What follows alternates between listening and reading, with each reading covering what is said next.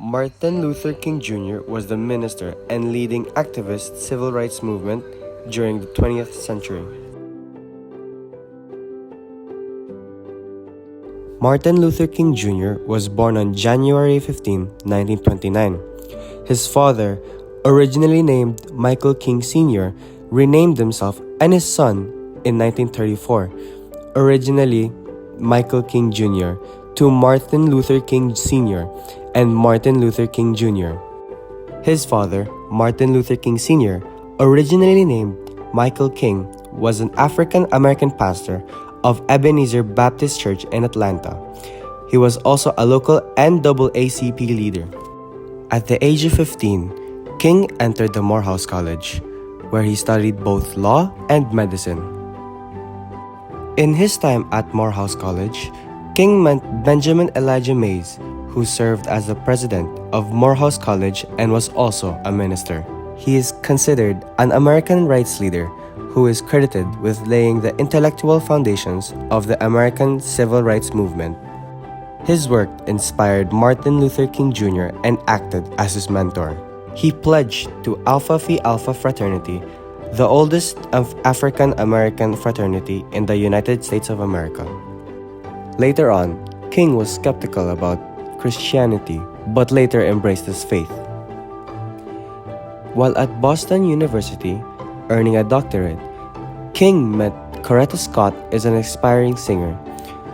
They later married in 1953 and had 4 children.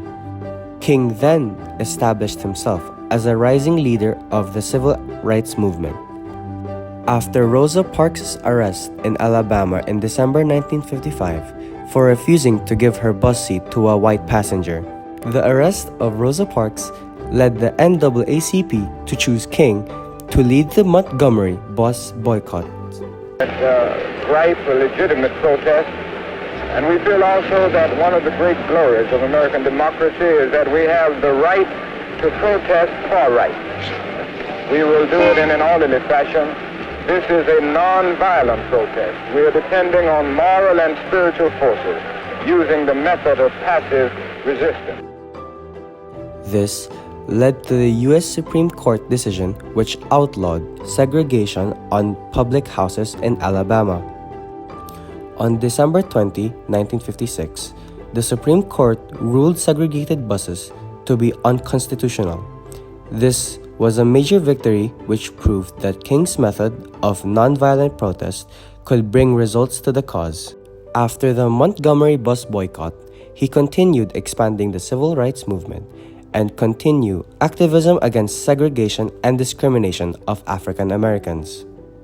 He began with the national and international influence, delivering speeches and meeting with political and religious leaders to advocate for justice and equality. King also led several major campaigns and speeches. On August 28, 1963, during the March on Washington for Jobs and Freedom, King gave his most iconic and influential speech, "I Have a Dream." The speech speaks about a future where people are not judged by color, but by the content of character, and to move past segregation. Sons of former slave owners will be able to sit down together at the table of brotherhood. I have a dream that one day, even the state of Mississippi, a state sweltering with the heat of injustice, sweltering with the heat of oppression, will be transformed into an oasis of freedom and justice. I have a dream. Overall, the March on Washington marked a pivotal moment in the civil rights movement, showcasing the power of peaceful protest and helping to usher in significant legal changes that would shape the future of the United States.